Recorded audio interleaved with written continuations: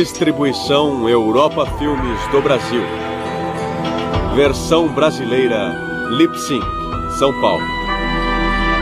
História das religiões.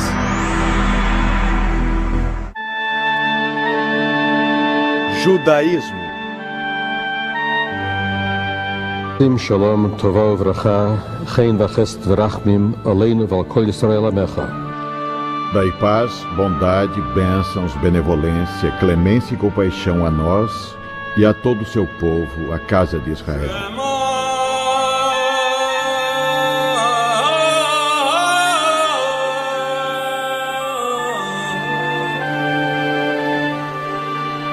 Quando falamos de judaísmo e de judeus, primeiro temos um problema de definição. O judaísmo é muito mais abrangente que uma religião. Já se disse que o judaísmo é mais bem descrito como uma civilização. Claro que os judeus têm uma teologia e uma concepção única de Deus, mas este é só o primeiro passo. O judaísmo obriga seus seguidores a um modo de vida, incluindo um código de leis e práticas e um sistema ético. A vida judaica inclui um amplo conceito de santidade que envolve um povo santo, a terra santa de Israel, a cidade santa de Jerusalém e uma língua santa, o hebraico. O judaísmo não deve ser visto como doutrina paralela ao cristianismo ou ao budismo, por exemplo.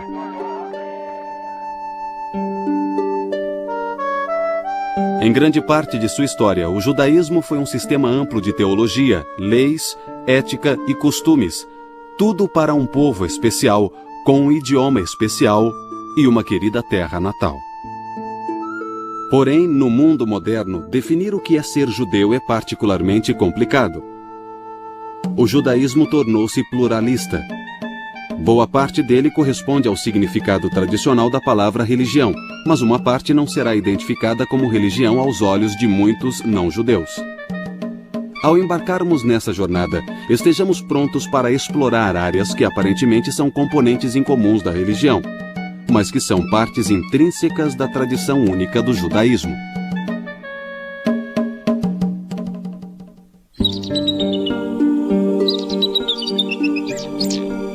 A história judaica começou quando o patriarca Abraão, vivendo num lugar hoje chamado de Iraque, recebeu um chamado divino que está descrito na Bíblia. O Senhor disse a Abraão: deixa tua terra, teus parentes e a casa do teu pai, e vai para a terra que te mostrarei, e farei de ti uma grande nação, e te abençoarei, engrandecerei teu nome, e serás uma bendição. Abraão, pai do povo judeu, teve uma das maiores inspirações humanas. A história do povo judeu começou quando Abraão compreendeu que só havia um Deus e que esse Deus regia todos os povos, toda a história, todas as nações, e que Deus queria que as pessoas fossem éticas e boas, e foram os descendentes de Abraão que deram origem ao povo judeu. Esse monoteísmo foi a maior contribuição judaica à humanidade e o princípio fundador do judaísmo. A Bíblia narra que Abraão fez uma aliança, um tipo de pacto ou contrato com Deus. É uma promessa de que sua família se multiplicaria como a areia dos mares e que viveria nessa terra que é regida pelo seu Deus. Eles seriam uma nação poderosa e sua casa seria a terra de Canaã, mais tarde conhecida como a terra de Israel. Alguns séculos depois dos patriarcas, os israelitas foram escravizados no Egito. Mas sob a liderança de Moisés e depois de uma série de experiências extraordinárias, os milagres descritos pela Bíblia, eles escaparam da feroz perseguição do faraó para o deserto do Sinai. No caminho, atravessaram o Mar Vermelho. A Bíblia diz que o mar se abriu milagrosamente para que eles passassem. No Monte Sinai, Moisés recebeu de Deus a revelação básica que conduziria o povo judeu através da história.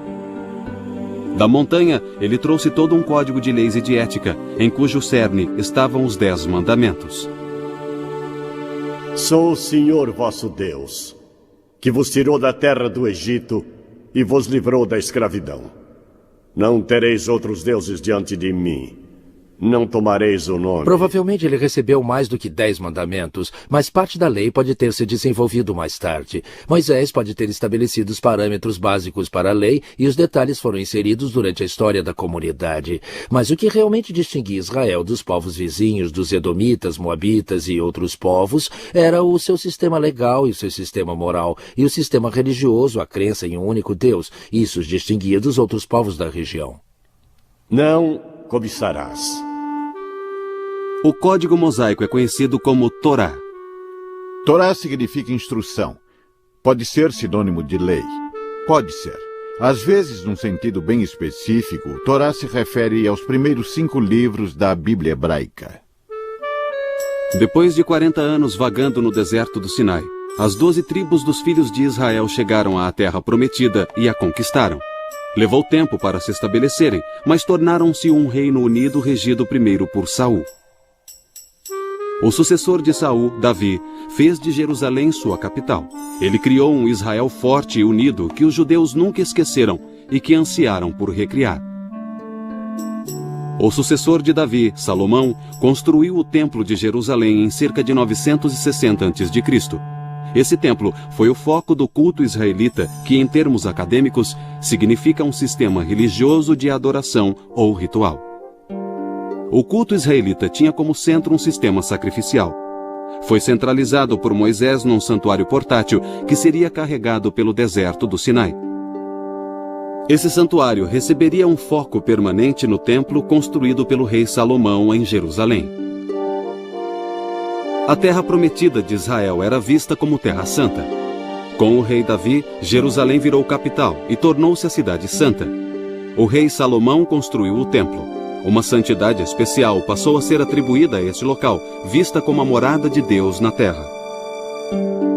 Quando o templo foi dedicado, Salomão orou: Escuta a súplica de teu servo e de teu povo de Israel, quando orarem neste lugar. Escuta do céu onde resides. Escuta e perdoa. O povo do reino unificado era conhecido como Filhos de Israel, ou Israelitas. Esse nome se baseia no nome Israel, que Deus deu a Jacó, o terceiro patriarca e ancestral do povo. Nós também sabemos que depois de formarem uma comunidade única das 12 tribos, isso durou muito pouco tempo, o período de Saul, Davi e Salomão. Após Salomão, essa comunidade se dividiu em 2 grupos. Um grupo do norte com cerca de 7 ou 10 tribos e um grupo do sul com as tribos restantes. O grupo do norte, chamado Israel, durou mais ou menos 200 anos. Foi conquistado pelos assírios e desapareceu da história. Não sabemos o que aconteceu com eles. A palavra judeu passou a se aplicar a todo o povo e mais tarde a palavra judaísmo foi cunhada para se referir à sua religião. Outro nome inicial para o povo era hebreus. Quando Israel caiu, o reino de Judá se manteve independente por mais de um século, até 586 a.C., quando Judá foi tomada pelos babilônios. O templo foi destruído. A elite de Judá foi exilada na Babilônia. Eles conseguiram preservar sua identidade, mas seus salmos registram sua angústia.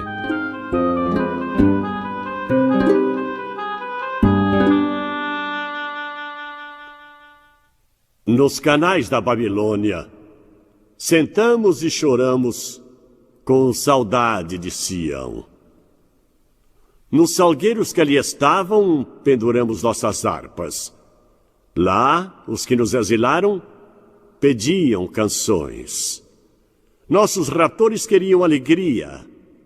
Cantai-nos um canto de Sião.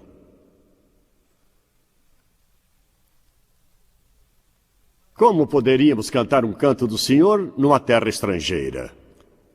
Se eu me esquecer de ti, Jerusalém, que me seque a mão direita, que me cole a língua ao paladar. Caso eu não me lembre de ti, caso eu não eleve Jerusalém ao topo da minha alegria. A fidelidade judaica foi recompensada após décadas de cativeiro, quando Ciro, o rei persa que conquistara a Babilônia, permitiu-lhes voltar a Jerusalém. Os que retornaram reconstruíram o templo.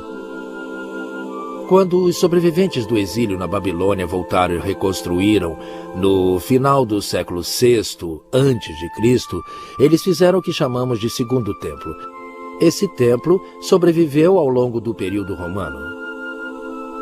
Os repatriados canonizaram a versão oficial do Pentateuco, os primeiros 5 livros sagrados que constituíram a Bíblia hebraica. Da época do primeiro templo até o exílio na Babilônia e entrando nos primeiros anos do segundo templo, Israel foi brindada com uma série de profetas. As falas de 15 desses profetas foram reunidas com escritos históricos e originaram uma segunda coleção de escritura judaica que foi acrescentada ao Pentateuco. Depois veio uma terceira seção, conhecida como Hagiógrafos.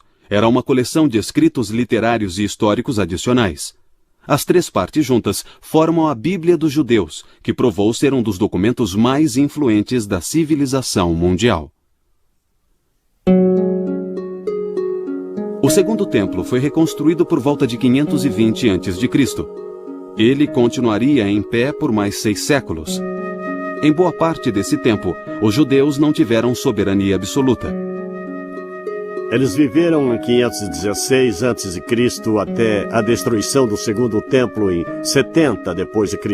Naquela terra, embora nunca ou raramente com total liberdade, pois um império após outro conquistou a região. Era quase uma encruzilhada de civilizações. Eles foram governados por vários séculos pelos persas, depois pelos gregos e sírios, mas nos séculos I e II a.C., houve um período áureo de independência sob os governantes asmamitas, também conhecidos como macabeus. Os macabeus entraram em cena por volta de 165, depois que a região da Palestina tinha sido ocupada pelos sírios, controlada por eles, e eles tentaram introduzir ideias helênicas na Judéia, que ficava na fronteira entre eles e seu rival, o Egito, e eles queriam assegurar que a Judéia estivesse bem introduzida em seu reino e bem incorporada ao seu sistema de segurança. Assim, introduziram várias mudanças, colocaram suas famílias no poder, infiltraram suas próprias ideias religiosas e assim por diante, a fim de assimilar a província ao resto de seu império. Esse foi o primeiro golpe que levou à revolta dos macabeus. Este seria o último período de total liberdade para os judeus por mais de 2000 anos. Terminou com a conquista da Judéia pelos romanos em 63 a.C. O último século do período do Segundo Templo foi marcado por grande intranquilidade entre os judeus, ligada à esperada chegada de um Messias que restauraria a glória do povo judeu.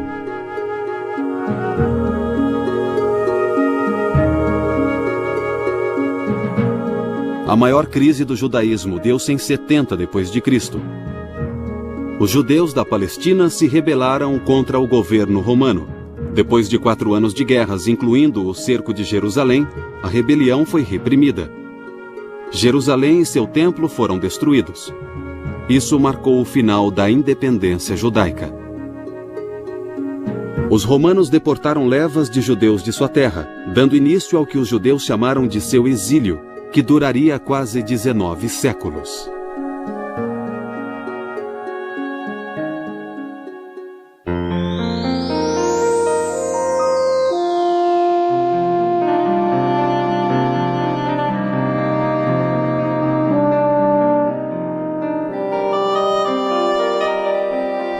A reação romana à rebelião, que acabou levando à destruição do templo, foi devastadora para a população na terra de Israel, e ela deixou de ser o centro da vida judaica.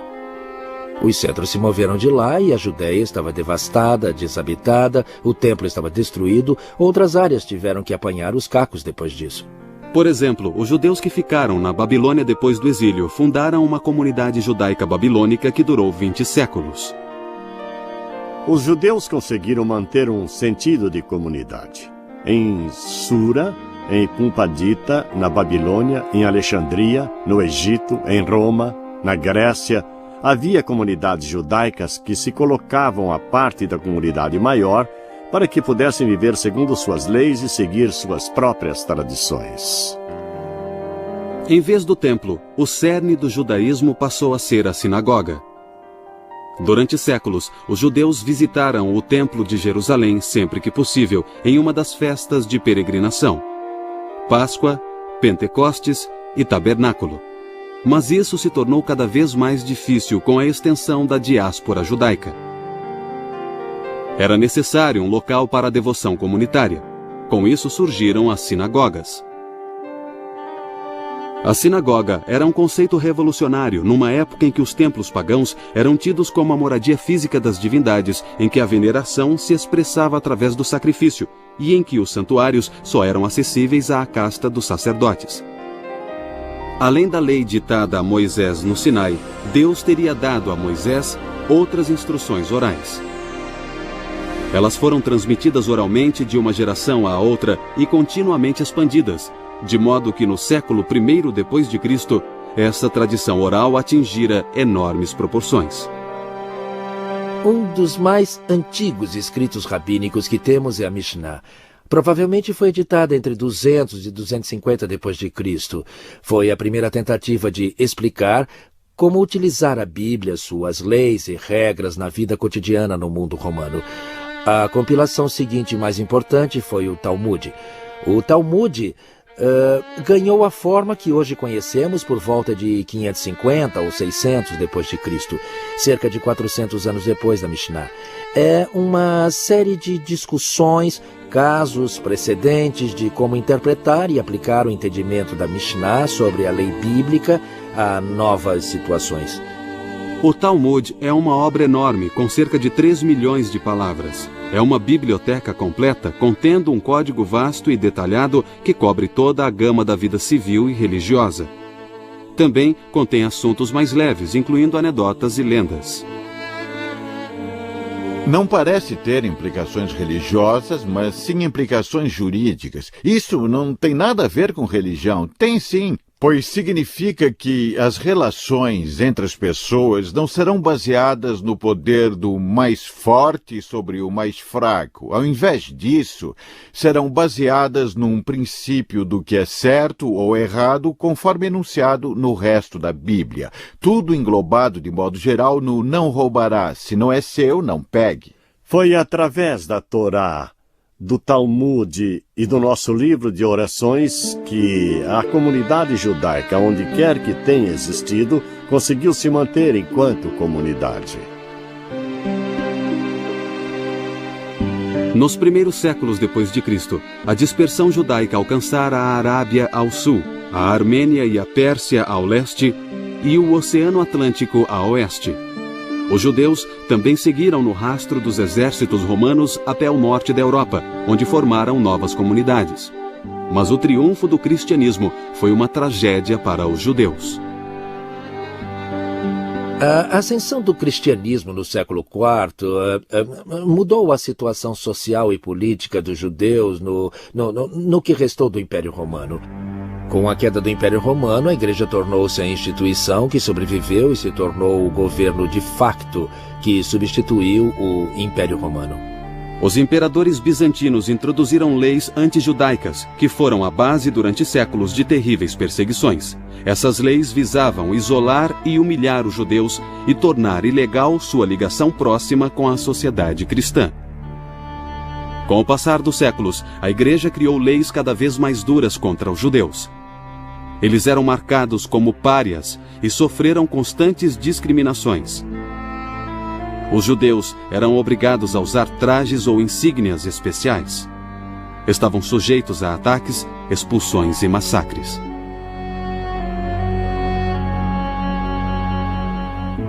Sob tais circunstâncias, não espanta que os judeus confinados em seus próprios guetos tenham se tornado bastante introspectivos e imersos em sua própria cultura.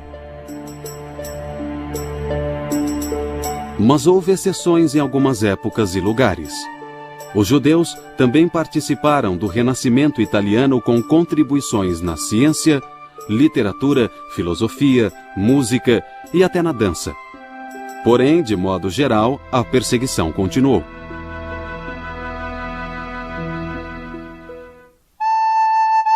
O judaísmo sempre teve um elemento básico de otimismo. Os judeus não acreditaram no pecado original, e depois do exílio tiveram certeza de que Deus traria o seu povo de volta à sua terra a salvo de seus perseguidores. O profeta Jeremias previra esse resultado. Eu mesmo reunirei o meu rebanho disperso em todas as terras para onde os levaram, e os trarei de volta ao aprisco, e eles darão frutos e se multiplicarão. Por todo esse tempo, o grande ideal da sociedade judaica foi o estudo e o homem culto. O erudito e rabino era o modelo. Os judeus introduziram uma educação universal nos dias do templo e sempre fizeram seus filhos estudarem, geralmente nas escolas talmúdicas, que floresceram em muitas comunidades. Os adultos também se debruçavam diariamente sobre o Talmud. Algumas vezes, esse estudo intensivo provocou uma reação negativa. Por exemplo, no século XVIII, um movimento pietista, o Hassidismo, rejeitou o fator intelectual da vida religiosa em favor de uma abordagem mais emocional. Os Hassidim, liderados por seu fundador, o Baal Shem Tov, o mestre do bom nome, no período medieval, quis trazer de volta ao judaísmo a celebração da vida e a alegria que sempre caracterizou a vida judaica com seus cantos e suas danças com a Torá e o sentimento de realização nessa relação com Deus. Depois das revoluções americana e francesa, os judeus deixaram de ser vistos como inferiores, sem ter direitos. Eles se tornaram cidadãos iguais. Muitos judeus passaram a questionar ensinamentos e práticas tradicionais. Surgiram novas formas de judaísmo. Uma das soluções mais influentes foi o judaísmo reformista.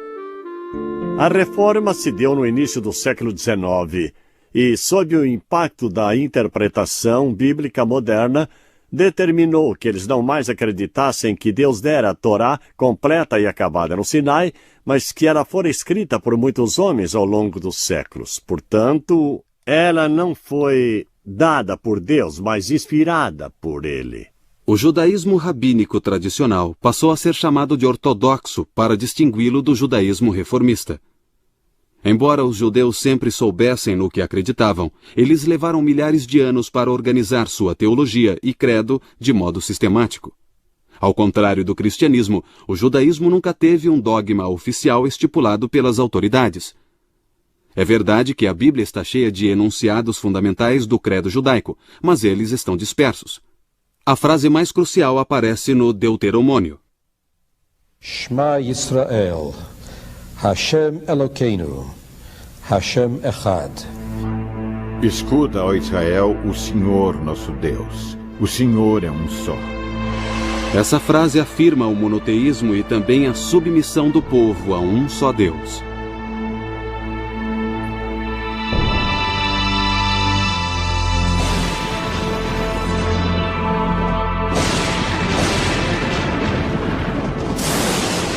O conceito bíblico da criação tem muitas implicações importantes. O universo é visto como homogêneo, planejado e formado por uma única mente. O universo não existe por acaso, mas tem um propósito. Não houve um fator de acaso na criação da estrutura do cosmos.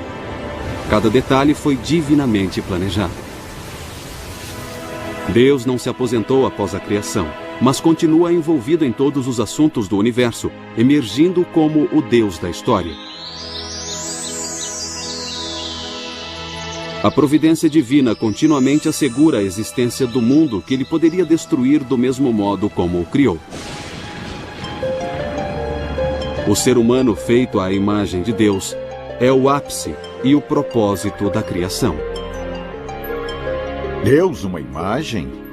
Deus não tem nenhuma imagem. Mas o homem tem características do próprio Deus que o diferenciam de todas as outras criaturas. Deus tem inteligência no seu nível, a seu modo. O homem tem uma mente. Mesmo que outros seres tenham algum tipo de inteligência, nenhum seria capaz de desvendar a teoria da relatividade. O homem é a inteligência. Talvez ainda mais importante que isso, e eu digo talvez, O homem pode fazer uma escolha moral. Eu decido se vou roubar ou não vou, se vou humilhar ou não vou humilhar outra pessoa. É pecado humilhar alguém. Eu decido isso. É a minha escolha moral. Nenhum instinto me obriga a agir de modo certo ou errado. Não há poder no céu ou na terra que force o homem a pecar ou a praticar o bem. É uma decisão do homem. Ninguém obriga Deus, ninguém obriga o homem. Por isso somos feitos à imagem dele. Esta é a essência do judaísmo.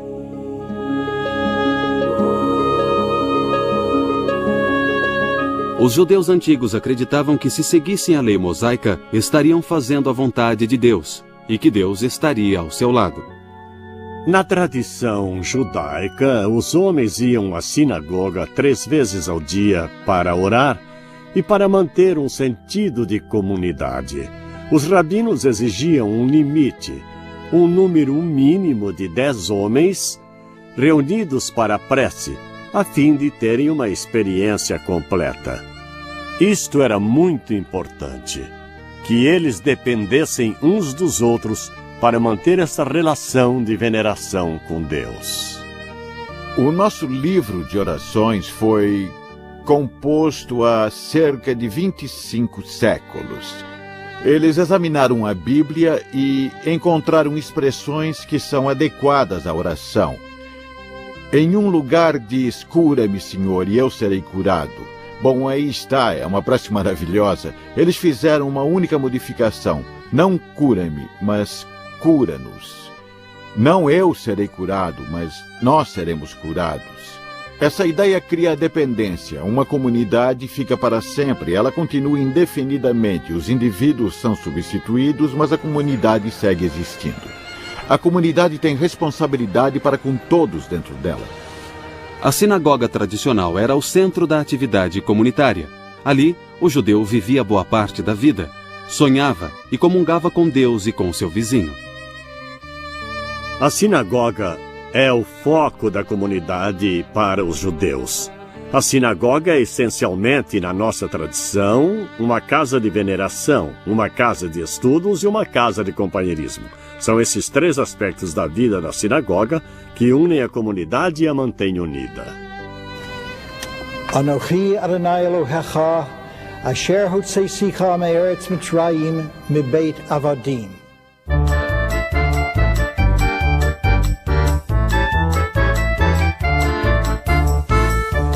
A vida judaica sempre girou em torno de 2 centros, a sinagoga e a casa. A casa é de fato o santuário de Israel, e mesmo depois da destruição do templo com o surgimento das sinagogas, ainda era em casa que se observava o sabá, os feriados, e havia a riqueza da tradição que fazia a família seguir aquilo que era sagrado e precioso em suas vidas. Diretrizes para a relação entre pais e filhos são bem desenvolvidas na literatura judaica. Os filhos são vistos como uma extensão dos pais, e a família ideal é marcada por um amor mútuo e ilimitado e responsabilidades mútuas. Os filhos aprendem a respeitar e honrar os pais. Os filhos também são valorizados na vida judaica, e no passado, aquilo que chamamos de infertilidade era visto como uma maldição terrível. Se a esposa não tivesse filhos depois de 10 anos de casada, a lei e os costumes judaicos permitiam a bigamia a fim de gerar filhos.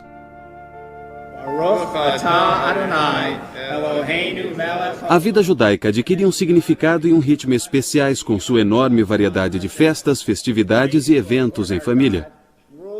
Esses eventos pontuam o ano judaico e lhe dão tempero e um caráter único. Esta é uma das maravilhas do judaísmo para mim. Ele celebra a vida dos nossos feriados e das nossas atividades diárias. Mas se me perguntarem qual é o feriado mais importante que celebramos, eu diria o Sabá.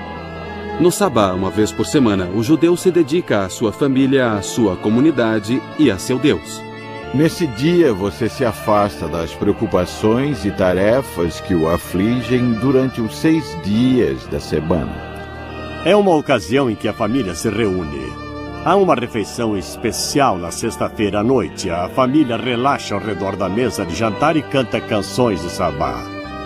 Depois vai à sinagoga ou ao templo para o serviço religioso com a comunidade. Mas o sabá também é um período para estudar.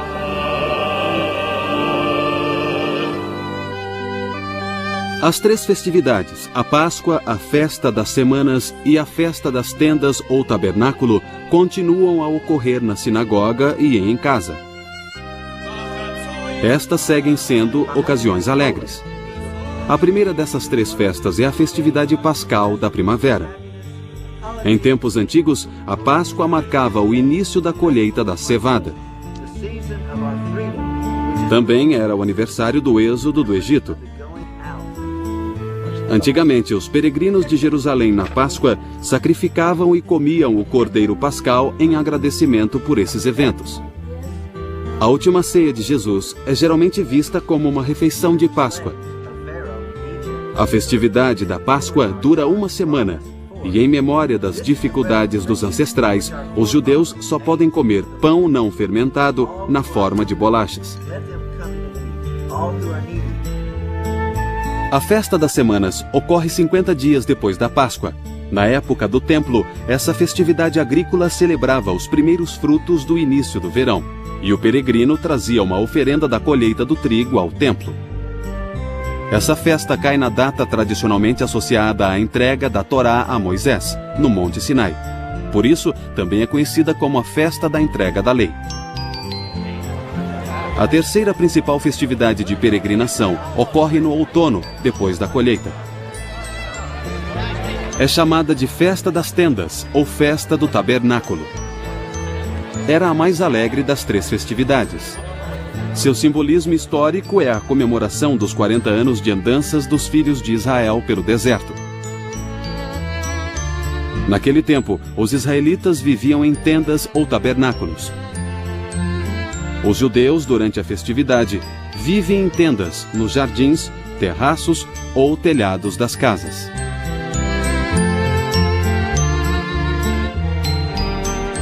Elas são experiências muito alegres. Também existem ocasiões solenes na vida judaica. Os dias mais santificados do ano são Rosh Hashanah, o Ano Novo Religioso, e 10 dias depois, Yom Kippur, o Dia do Perdão, na época do outono. E nessas datas o foco não está em casa como nos outros feriados, mas na sinagoga ou no templo, quando os judeus se reúnem para pedir perdão a Deus pelos pecados de ação e omissão do ano anterior, e para tentar começar um ano novo com a ficha limpa. Essas são as principais ocasiões solenes e festividades que celebramos. Mas eu devo acrescentar o Chanukah. Ele é o único feriado que celebramos que não é baseado nas Escrituras. Tornou-se um feriado importante, provavelmente por se dar na mesma época que o Natal, mas é uma ocasião de alegria e celebração baseada numa linda história da primeira vitória pela liberdade religiosa nos registros históricos, encontrada nos apócrifos, nos primeiro e segundo livros dos Macabeus. E celebramos o Purim, uma festa menos importante, pois não se encontra na Torá, mas está nas escrituras hebraicas e comemora a libertação dos judeus da tirania de um déspota. Quando os judeus estavam na Pérsia, eles foram atacados pelo inimigo. A rainha era judia e ela ajudou a salvar o seu povo naquela época. Fazemos uma grande celebração. As crianças se fantasiam, fazem várias brincadeiras também e se divertem muito, elas adoram. A liberdade é um tema que entra em todos os feriados importantes. O anseio de ser livre, de venerar o único Deus e de viver em paz como uma comunidade. O segundo ciclo de ocasiões especiais consiste nos marcos da vida familiar. Esses marcos começam com o casamento, que entre os judeus tem 2 finalidades: procriação e companheirismo. Os casamentos podem ser realizados em qualquer lugar, mas a sinagoga é o local favorito. A cerimônia é feita ao ar livre, se possível, para lembrar a promessa de Deus a Abraão de que sua prole seria tão numerosa quanto as estrelas. Na cerimônia de casamento, um palho é segurado sobre o casal para simbolizar o lar que eles estão fundando. Depois do casamento, o evento seguinte no ciclo familiar é o nascimento de um filho. Deus ordenou a Adão e Eva que crescessem e se multiplicassem, e isso foi visto pelos judeus como o primeiro dos 10 mandamentos. Se a criança for menino, uma cerimônia de circuncisão ocorre uma semana após o nascimento. Os jovens casais judeus de hoje costumam dar uma festa de entrega do nome também para as filhas. Baruch atah Adonai Eloheinu melech haolam asher kiddushanu. Aos 13 anos de idade, um menino judeu é visto como um adulto e se torna responsável por seus atos e observância religiosa. Somente após a Idade Média, esta se tornou uma cerimônia especial. Mas, atualmente, o Bar Mitzvah se tornou um evento essencial no ciclo de vida judaico. No século XX, uma cerimônia paralela foi introduzida para as meninas, aos 12 anos, o Bat Mitzvah.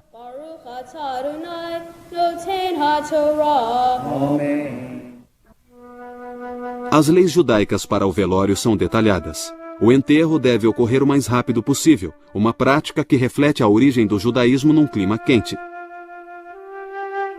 Os judeus ortodoxos se opõem à cremação, pois acreditam que ela nega a possibilidade da ressurreição do corpo. Mas a cremação é permitida no judaísmo reformista. A vida sendo tão preciosa, o judaísmo diz que a morte não deve ser precipitada pela eutanásia ou qualquer ação que a antecipe. Em geral, o princípio ético básico é que quando a vida estiver em jogo, qualquer outra lei cai por terra. A vida humana vale mais que tudo. Somente 3 proibições são maiores que a preservação da vida. Não se podem fazer estas coisas mesmo que alguém morra. São elas cometer incesto, praticar assassinato ou idolatria. Mas em tudo mais, a preservação da vida prevalece. Do Código Mosaico, os rabinos derivaram 613 mandamentos para os judeus cumprirem. Como vimos, muitos deles estão ligados à sinagoga e à vida familiar, às festas e aos jejuns. Centenas de mandamentos estão ligados ao ritual do templo e à vida agrícola no Israel antigo, e esses não são usados há quase 2000 anos. Mas outros mandamentos afetam todos os aspectos da vida cotidiana. Os mais óbvios são as regras de alimentação, kosher.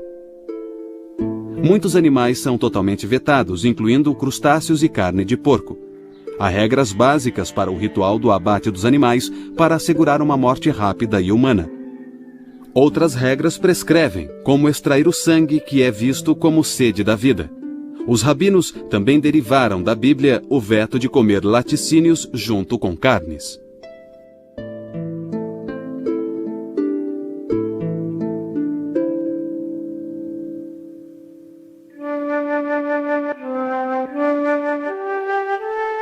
O vínculo com a Terra Santa é um fator vital do judaísmo. Foi estabelecido no início no pacto entre Deus e Abraão. A qualidade religiosa da vida na terra de Israel era vista como superior à de outros lugares. Não só um maior número de mandamentos podia ser cumprido em Israel, e sobretudo em Jerusalém, mas o judeu também se sentia mais perto da presença de Deus. Jerusalém representava o local onde se podia sentir a presença divina. Você podia, entre aspas, ver Deus. Você podia senti-lo ali mais do que em qualquer outro lugar. Ele representava, num sentido, a história judaica.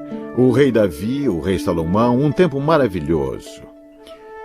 Jerusalém sempre foi considerada o centro espiritual e simbólico do povo judeu. Nós saímos de Jerusalém, nós voltaremos para Jerusalém. Voltaremos para lá. Certamente o Estado de Israel é uma preocupação primordial dos judeus em todo o mundo. Começando no final do século XIX, quando os judeus foram expulsos da Rússia, da Polônia, da maior parte do leste europeu. A migração de volta à Terra Santa começou de novo com toda a força. E aí veio Hitler e a tragédia do Holocausto.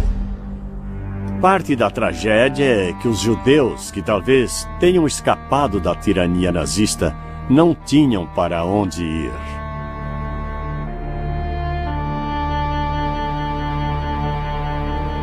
Bom, na minha opinião, à medida que o Ocidente moderno tomava forma com o Renascimento que veio depois, o problema da comunidade judaica do que fazer com os judeus começou a penetrar na civilização e cultura ocidentais, e isso continuou a ser um problema até o século XX.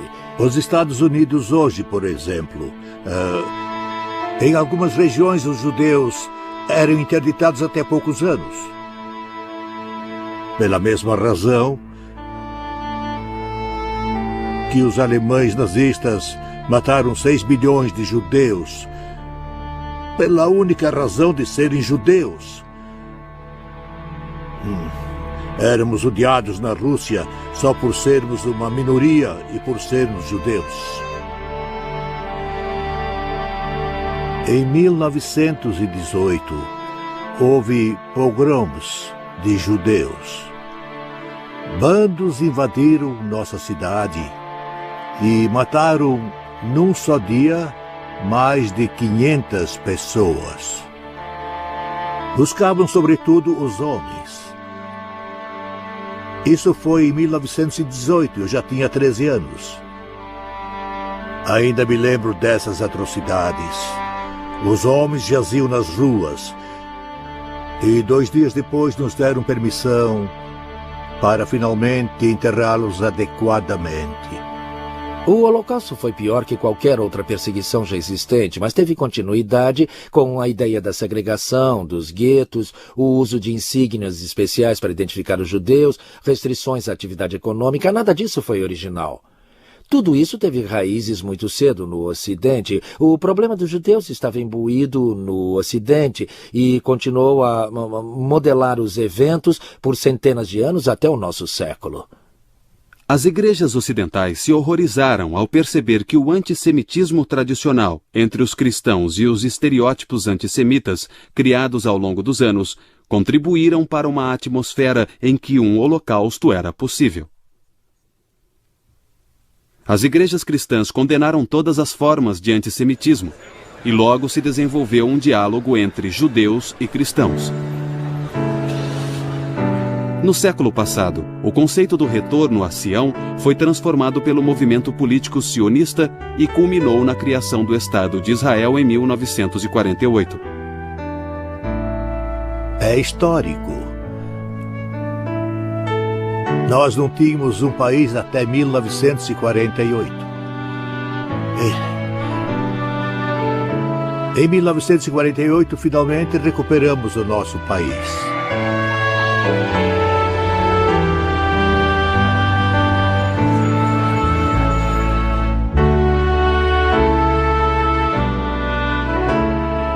Qual é a posição do judaísmo atualmente?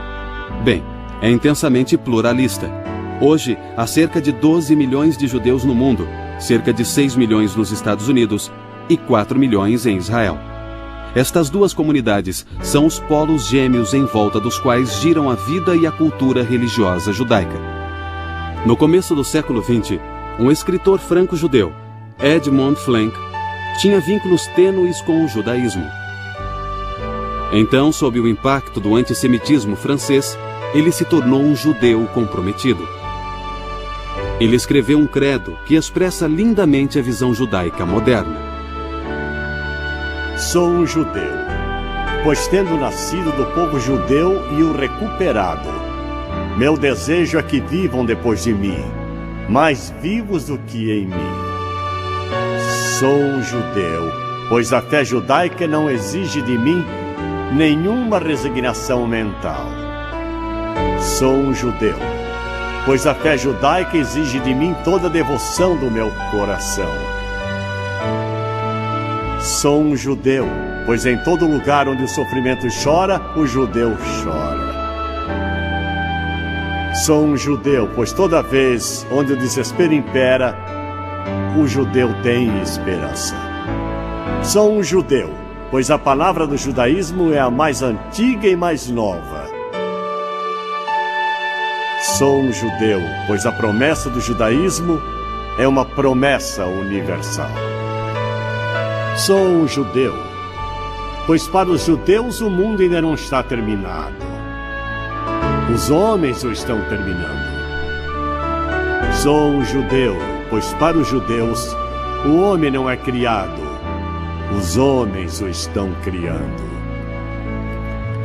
Sou um judeu, pois acima das nações e de Israel, o judeu coloca o homem em sua unidade. Sou um judeu, pois acima do homem, imagem da unidade divina, o judaísmo coloca a unidade divina e sua divindade.